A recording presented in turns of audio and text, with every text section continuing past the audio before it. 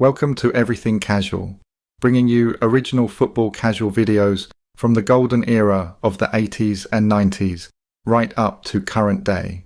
Football away day stories and historic clashes between football firms. Subscribe so you don't miss out. We upload videos every week. In the world of football hooliganism, some names echo louder than others. The ICF, the Headhunters, Millwall's Bushwhackers. But behind the headlines, there were smaller, underrated firms who built reputations that, in their towns and cities, were just as feared. Today, we look at 5 of the most underrated football hooligan firms in the UK. In no particular order. Let's get started. They called themselves the Ointment, a strange name, but it came from an old saying, "The ointment stings." And sting they did, emerged in the late 1970s, early 1980s, growing out of local gangs and the casual culture. Known as the Ointment, a multiracial firm, unusual compared to many rivals at the time, sometimes referred to as Young Bradford Ointment, YBO, in later decades. Noted for including both white and Sikh members, in contrast to far-right elements in other Yorkshire mobs. The Telegraph and Argus once described them bluntly: a committed football hooligan who revels in notoriety. The BBC reported in 2010 that a ringleader of the Young Bradford Ointment was banned from every football ground in the country after leading a pitch invasion and clashing with rivals at a train station. Police said Ellis was captured on CCTV at the front of a crowd of people who invaded the pitch at the Valley Parade Stadium to confront away supporters after their final match of last season against Northampton. Police said they believed Ellis was the ringleader of a hooligan group known as the Young Bradford Ointment. He was also involved in threatening behaviour towards Chesterfield fans at Bradford's Forster Square train station on the 26th of September. Bradford City gave Ellis a lifetime ban after the Northampton fixture. Their man rivalries was with the following firms: Huddersfield Town, long-standing animosity from the 1970s onwards. Multiple violent clashes in years 1976, 1979 and throughout the 1980s. July 1976. 17-year-old Bradford fan Daniel Ingram killed in a mass fight involving Bradford, Leeds and Huddersfield. May 1994. Ointment attacked a Huddersfield pub. 15 Bradford fans jailed for total of 20 years. Leeds Untitled Service Crew. Sheffield United. Blades Business Crew. October 1981. 100. Ointment attacked a pub of United fans in Bradford bricks, bottles, bats. Regular trouble throughout the 1980s. 1986. Service station clash on M1 between Bradford and Sheffield mobs. Windows smashed. 1 fan badly injured. October 1986. 150 blades travelled to Bradford for revenge. Further violence inside and outside the ground. Cardiff Soul Crew. December 1994.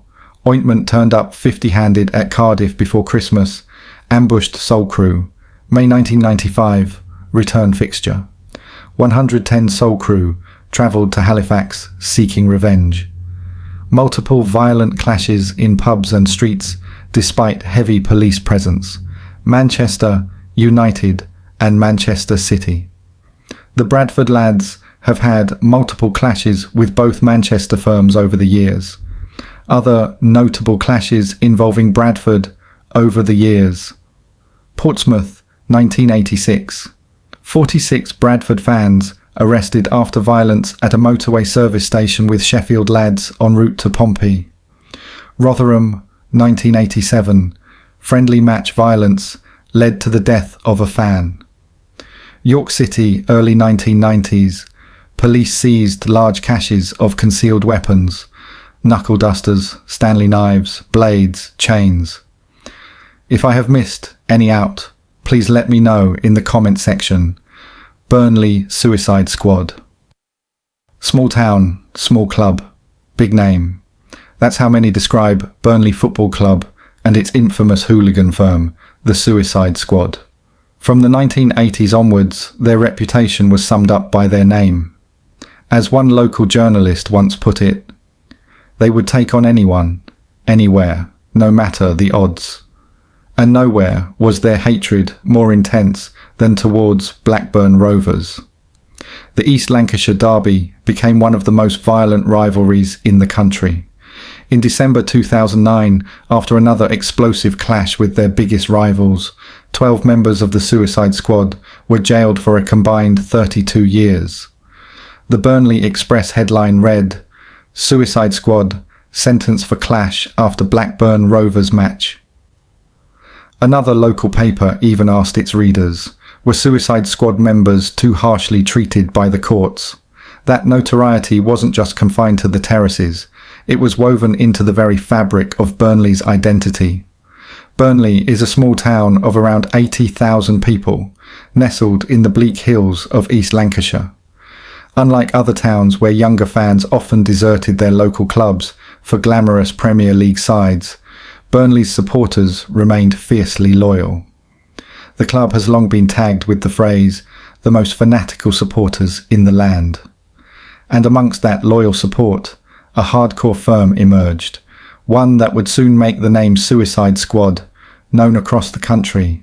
The firm officially came together in 1985. Founder member Andy Porter later recalled how they got their name. "It was when suicide bombers started operating in the Middle East that one of the lads came up with the name. We were walking from the Broadwoods pub to the White Lion when it suddenly came to him. One of the lads had it printed on cards and we all knew straight away that it was exactly what we wanted.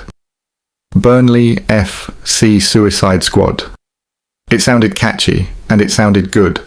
In a moment, the Suicide Squad had been formed. The name just rolled off the tongue and it gave us our anthem, Suicide. Before that, Burnley Hooligans had no official name. They were simply known as the Burnley Crew. But with firms like West Ham's ICF, Chelsea's Headhunters and Leeds' Service Crew already making headlines, Burnley wanted a memorable tag of their own. For years, police intelligence even believed they were called the 55, because of the number of times their small firm took on larger mobs in hopeless battles. But, as Porter put it bluntly, that was total bollocks. The Suicide Squad wasn't the first hooligan chapter at Burnley. Trouble dated back decades. As early as the 1960s, newspapers were already reporting disturbances involving Burnley fans. By the late 1970s, the town had a reputation for producing some of the most hostile young mobs in the northwest. One of the most famous early characters was Norman Jones, a leader who became almost legendary on the terraces. During one Boxing Day derby against Blackburn, Jones ran onto the pitch wearing a Blackburn scarf. Rovers fans cheered what they thought was one of their own, until he ripped it off and started goading a Blackburn player to fight. "There's only one Norman Jones," chanted the Burnley fans as police dragged him away. Years later, though, Jones fell out of favour after he appealed for calm during a riot at Blackburn. The same fans who once cheered him now turned, chanting, "Fuck off, Norman." Burnley's terrace culture was forged on the long side at Turf Moor, a stand that became the spiritual home of their hooligan following. Defending the long side against invading mobs from Newcastle, Sunderland and others became a badge of pride. One of the darkest days in Burnley's history, the infamous 1983 Easter Monday clash with Blackburn at Ewood Park. The Lancashire Evening Telegraph front page called it the match that died of shame, animals on rampage in cauldron of violence. The paper reported, Ewood Park became a cauldron of violence when it witnessed the worst crowd trouble ever seen at a ground. Police were forced to baton charge Burnley's mob. Darts, coins and smoke bombs were thrown. Roofing panels were ripped apart and hurled onto the pitch. The referee was forced to halt the match as players were pelted with missiles. Over 20 people were injured and 33 arrested. Chief Superintendent Gerald Billington described Burnley's hooligan element simply as animals. Even Burnley's own chairman, Frank Teasdale, condemned them, while Blackburn manager Frank Casper took to the tannoy to say, "You are a disgrace to Burnley Football Club, and we don't want you at Turf Moor again." But for the Suicide Squad, this cemented their reputation.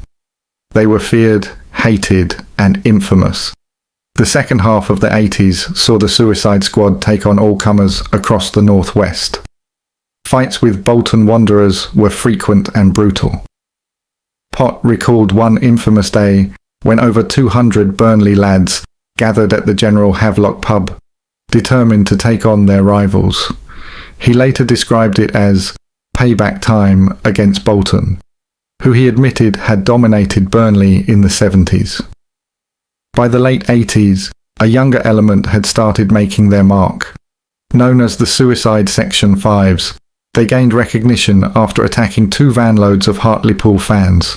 Soon, they were accepted as the youth wing of the Suicide Squad.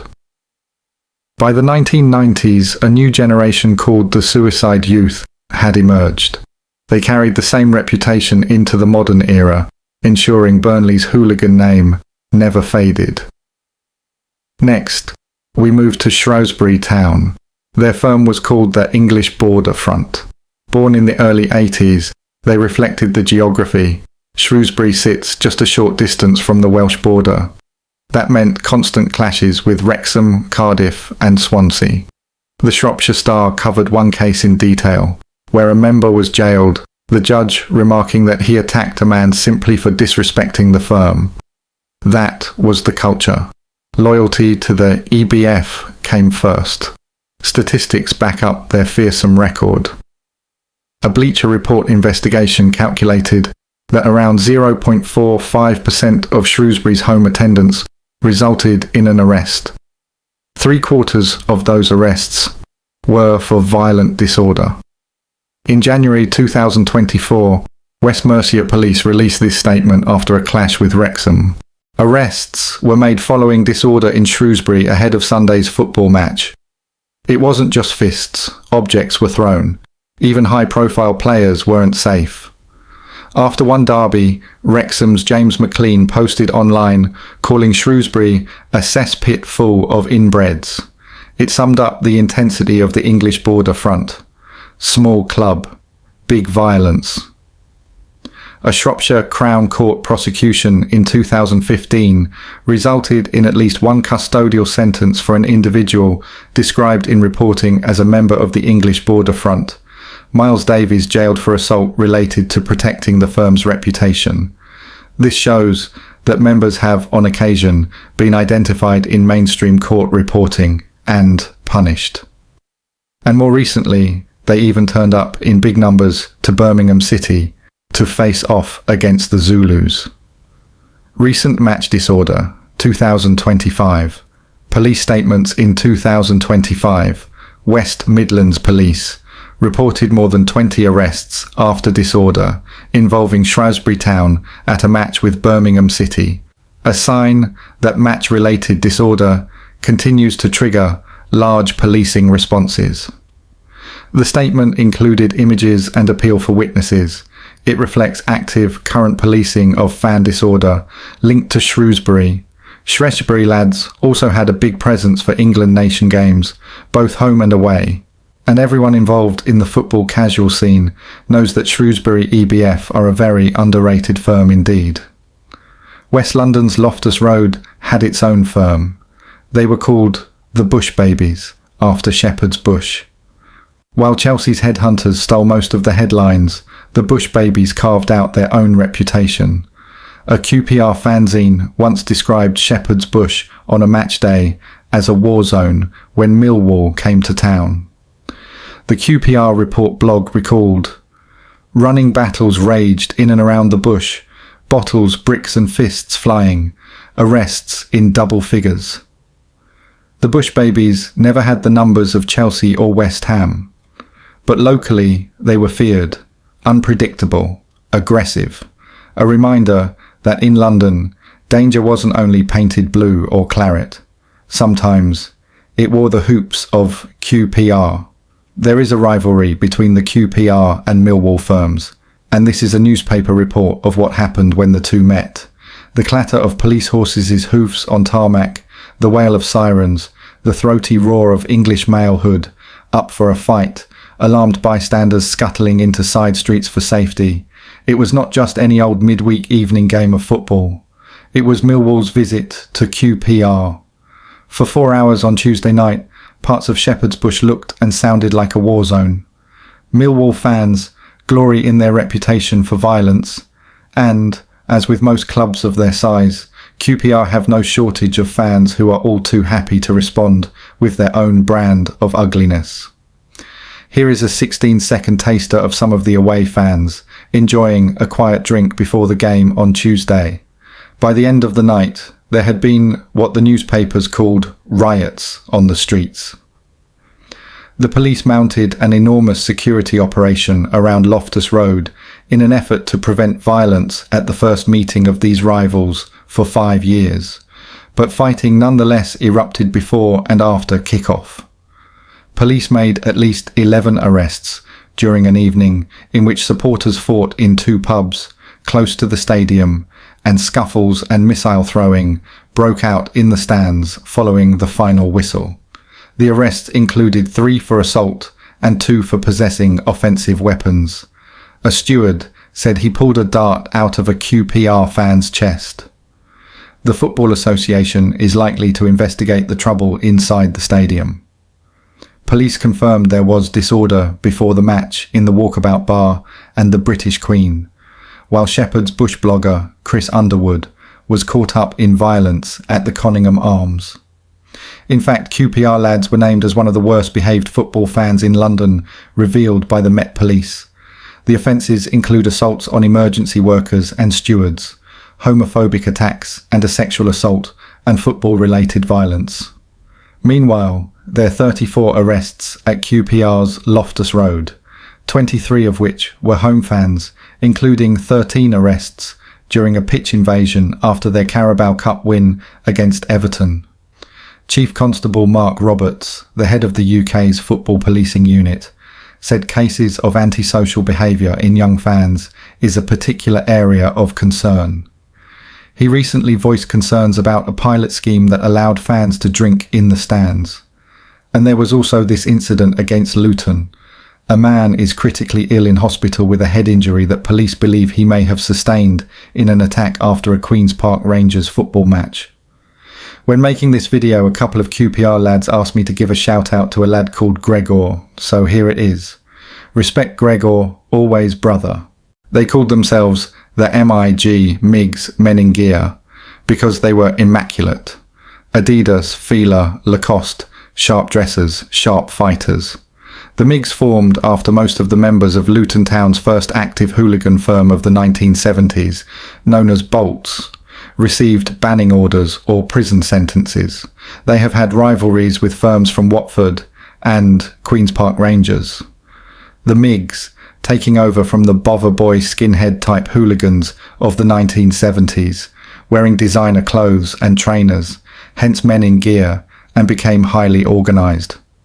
Also, for the first time, becoming multiracial and integrated from the various estates in the town, some received banning orders or prison sentences.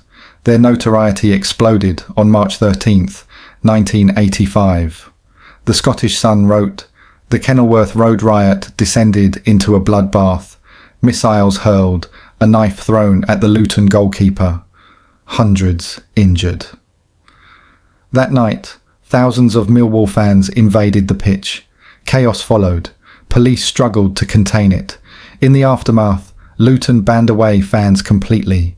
Kenilworth Road became a fortress. The MIGs kept their edge. In 1988, Operation Spoonbill saw dawn raids and multiple arrests of MIGS members, accused of planning violence. a group calling themselves MIGS 2000 planned revenge attacks on Millwall. In March 2000, on the 15th anniversary of the Luton riots, a group calling themselves MIGS 2000 were blamed for revenge attacks on Millwall fans when the two teams met at Kenilworth Road. Bedfordshire police stated that they were aware, weeks before the match, of plans by MIGS 2000 to attack Millwall fans in retribution for the events of 1985. Some members of MIGS 2000 were said to be sons of the original 1970s Bolts crew members, the first active Luton Town football hooligan firm. They were said to want revenge with the attitude of, "They've trashed our town, once they're not doing it again." The police launched a huge matchday operation, bringing in 130 police officers, as well as police horses, dogs, and a helicopter. 10 people were arrested on the day of the match. Before the match, 2 pubs where Millwall fans were drinking were attacked. About 30 MIG 2000 threw bottles at the Duke of Clarence in Upper George Street and tried to force their way into the pub to attack Millwall fans peacefully drinking inside. Glass doors were smashed and the manager ordered his staff out of the bar for their own safety. Police had to deal with a similar incident an hour later outside the Nelson Flagship pub in Dunstable Road, when the Luton gang had doubled. Whilst Millwall fans had a fierce reputation, it was the local Luton Hooligans who were entirely blamed for the violence, and the Millwall fans were praised for their generally good behaviour. There was a later famous incident involving the MIGS, when they smashed up the George pub next to Luton bus station frequented by the Hells Angels. This must have been late 80s, when the George replaced the Blockers as one of the main alternative pubs. The name carried weight, and even today, the Kenilworth Road riot stands as one of the darkest nights in English football history. At the centre of it, the men in gear. The MIGS famously featured a young Stephen Christopher Yaxley Lennon, and the real Tommy Robinson that is very well respected on terraces up and down the country. Thank you for taking the time to watch this video. If you subscribe, you will be notified when we release a new video.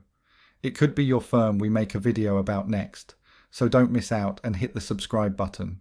You can find me on Facebook or email me if you have a good story to tell. See you next time.